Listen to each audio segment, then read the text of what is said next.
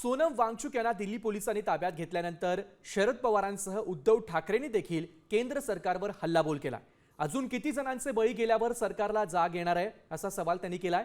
तर राजीनाम्यासाठी उपोषण करणं योग्य नाही असं विधान महाराष्ट्र राज्याचे वैद्यकीय शिक्षण मंत्री हसन मुश्रीफ यांनी केलंय। या सर्व शैक्षणिक चळवळीमध्ये मंत्र्यांच्याकडे जी जबाबदारी होती ही जबाबदारी त्यांनी काळजीपूर्वक हाताळली नाही आणि त्याचा परिणाम हजारो मुलांना त्यांच्या भवितव्यावर अडचणी आली। हे आपल्या आवाक्याच्या बाहेर आहे हे ज्यावेळेला लक्षात आलं त्यावेळेला हा अटक करण्याचा निर्णय घेतला आणि त्याप्रमाणे आज पहाटे त्यांची अटक सत्र त्यांनी केली।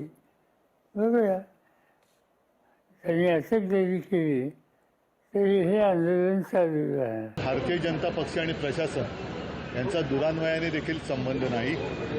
ज्या पद्धतीने निर्दयीपणे आणि क्रूरपणे या युवकांच्या भवितव्याशी खेळलं जातंय हे अत्यंत लज्जास्पद आहे। एकूणच धर्मेंद्र प्रधान यांच्यामध्ये असं काय आहे आणि अजून किती बळी घेतल्यानंतर धर्मेंद्र प्रधान यांचा राजीनामा घेतला जाणार आहे हे सरकारने एकदा जाहीर करावं। मग एवढ्या आत्महत्या होऊन सुद्धा युवा शक्ती अशी वाया जात असताना धर्मेंद्र प्रधान यांना असं काय सोनं लागलंय की ज्यांच्या चुकांवरती हे सरकार पांघरून घालतं। त्यांची मागणी होती की बाबा नीट परीक्षेमध्ये जो घोटाळा झालेला आहे त्यामध्ये त्या मंत्र्यांनी राजीनामा द्यावा।